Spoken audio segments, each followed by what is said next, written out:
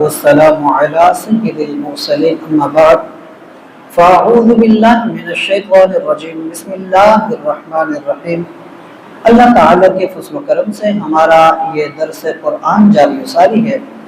انشاءاللہ تعالی العزیز۔ آج ہم سورہ النساء آیت نمبر 78 اور آیت نمبر 79 سے متعلق سننے کی سعادت حاصل کریں گے۔ پچھلی جو آیتیں گزری ہیں ان میں کیونکہ جہاد سے متعلق ذکر فرمایا گیا تھا، اور شروع اسلام میں جب لوگ مسلمان ہو رہے تھے تو کئی لوگ بیچ میں منافق بھی شامل تھے۔ بعد میں ان منافقین کو الگ کر دیا گیا تھا، نکال دیا گیا تھا، لیکن شروع اسلام میں یہ سب کے ساتھ تھے۔ منافقین کیونکہ بہانے بناتے تھے اور جو دین میں آگے قربانیاں دینے کا معاملہ آتا تھا تو یہ پیچھے بھاگ جاتے تھے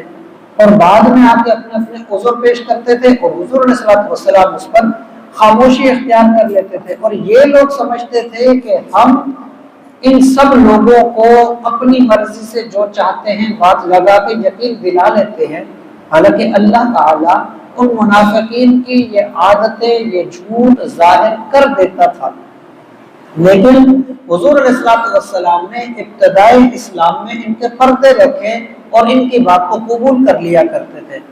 منافقین کی یہ جو عادتیں تھیں، بھاگنے والی، بہانے بنانے والی، مسلمانوں کو ڈرانے والی، خوف زدہ ہونے اور خوف زدہ کرنے والی، تو بعض نئے جو مسلمان ہوتے تھے، کمزور مسلمان، وہ بھی پریشان ہو جاتے تھے۔ تو وہ جو ابتدائی اسلام کا زمانہ تھا نا، وہ کشمکش کا زمانہ تھا، اور جب جہاد فرض کیا گیا تو یہ بھی شروع اسلام کا زمانہ تھا، اور جنگ بدر جو تھی وہ پہلی جنگ تھی جس میں 313 لوگ شریک ہوئے تھے، وہ اسلام کا کمزور زمانہ تھا، اور اسی سے پھر اسلام کی مضبوطی کی ابتدا ہوئی تھی۔ تو وہ جو کمزور زمانہ تھا اسلام کا، یہ انہی دنوں کے حالات ہیں، اور اس کے اندر یہ جو چیزیں بتائی جا رہی ہیں، بیان کی جا رہی ہیں، وہ انہی دنوں کی باتیں ہیں جس کے اندر مسلمانوں پر پریشانی بھی آتی تھی، مسلمان ہمت بھی پکڑتے تھے، پھر مسلمان کہیں کمزور بھی ہو جاتے تھے۔ تو اللہ تعالیٰ نے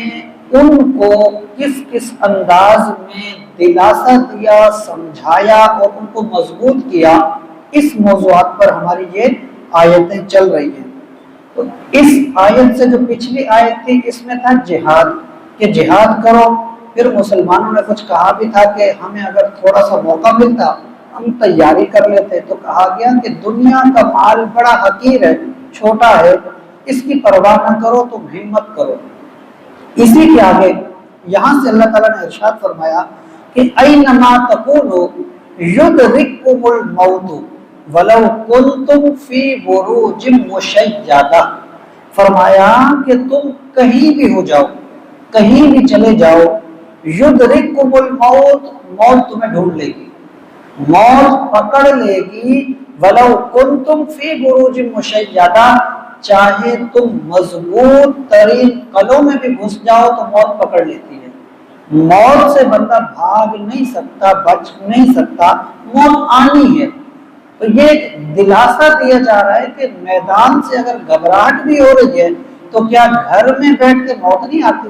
میدان سے کہیں دور بھی بھاگ جاؤ تو کیا وہاں موت نہیں آتی؟ موت تو ہر جگہ آتی ہے۔ تو پھر انسان لڑ کے نہ مرے میدان میں، تاکہ ہمت تو ہو۔ دوسری چیز فرمایا وَإِن تُصِبْهُمْ حَسَنَةٌ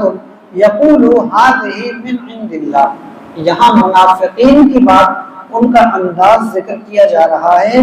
کہ فرمایا وَإِن تُصِبْهُمْ حَسَنَةٌ، جب ان کو کوئی فائدہ ملتا ہے،